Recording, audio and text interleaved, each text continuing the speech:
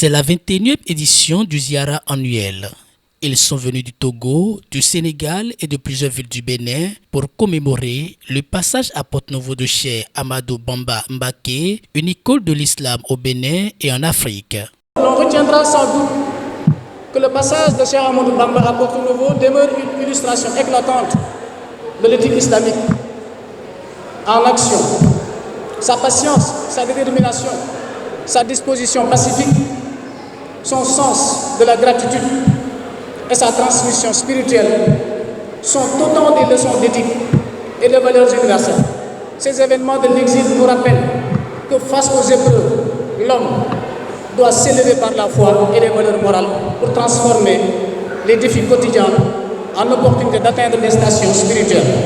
Cheikh Ahmadou Bamba reste un modèle universel, prouvant que l'éthique n'est pas un concept abstrait, mais une réalité vécue qui, pour illuminer le chemin de ceux qui aspirent à la vérité et à la justice. Wassalamu ala man ittaba al-huda. Axé sur le thème La vision éducative de Cheikh Ahmadou Bamba, un remède aux défis multiples de l'Afrique, l'édition 2024 du Ziara annuel de Porte-Novo est placée sous le signe de l'innovation. Ce qui fait la particularité de ce cheikh, c'est qu'il a écrit son histoire. Il n'a pas laissé les Blancs écrire son histoire pour lui. Lui-même, il a écrit son histoire. Il a écrit là où il a passé. Donc cette innovation qu'on veut faire pour les prochaines ziara, c'est d'amener les enfants, les élèves, les professeurs à étudier le Cheikh Ahmadou Bamba. C'est notre innovation. Notre innovation, ça va aussi de créer des écoles coraniques, d'enseigner le Coran et l'enseignement du Cheikh.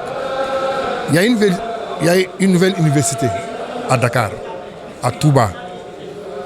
Et on est en train de demander si on peut nous donner des quotas pour que les Béninois puissent aller étudier au Sénégal. Tout ça, c'est dans l'innovation.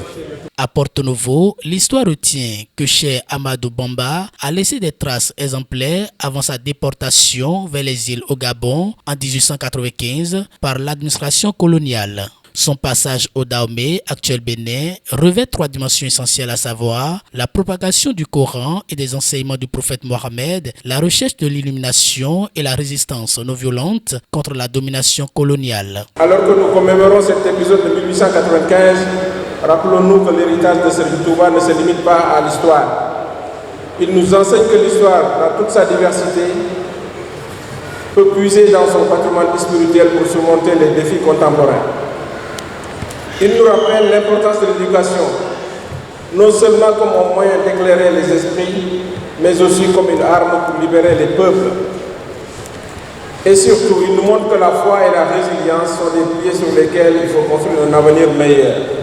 Son exemple demeure une lumière dans les ténèbres de l'histoire, nous rappelant que la véritable résistance est celle qui oppose à la haine, à l'injustice et à la violence, non pas la violence elle-même, mais par la capacité à résister sans céder à la tentation de l'oppression.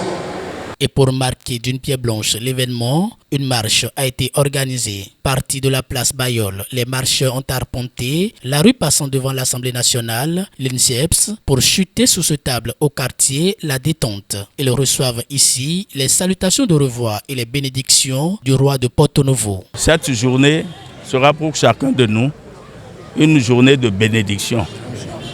Chacun de nous retournera à la maison avec cette bénédiction. Et cette bénédiction fleurira,